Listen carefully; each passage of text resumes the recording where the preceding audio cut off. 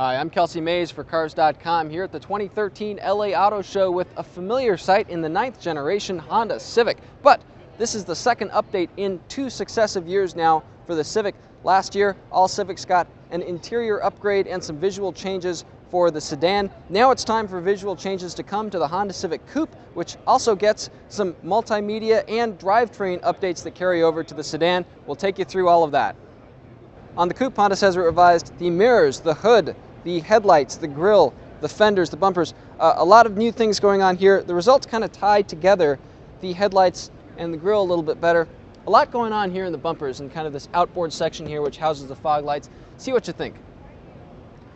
A revised exhaust system bumps horsepower up to 143 in the regular Civic, 205 in the Civic Si. Modest bumps for both engines, but the bigger news is a new transmission. It's a continuously variable automatic transmission. It replaces the 5-speed automatic that's available in the regular Civic. That was a pretty responsive transmission, and so we worry a little bit that the CVT might not be as responsive because it does get better gas mileage, mileage up to 30 city, 39 highway now in most mainstream versions of the Civic.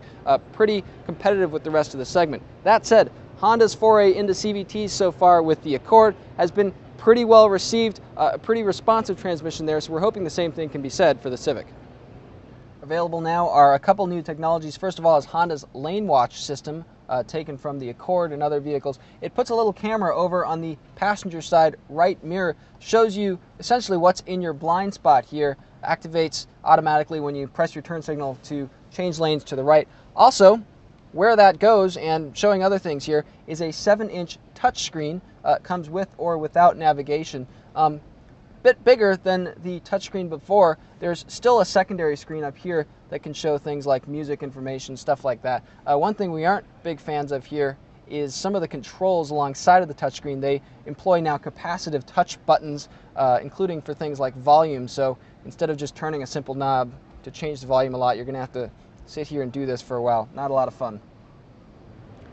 Sales for the Civic are up 10% through October 2013, making this the best-selling car in its class and one of the best-selling cars of any class in America right now. But the competition always moving forward. Toyota just rolled out a redesigned Corolla, which is hitting dealerships now, so it's important that Honda does this to keep the Civic staying ahead. It looks like it's doing just that. We'll know more once it comes out in December for the Coupe and the sedan, next spring for the Civic Si.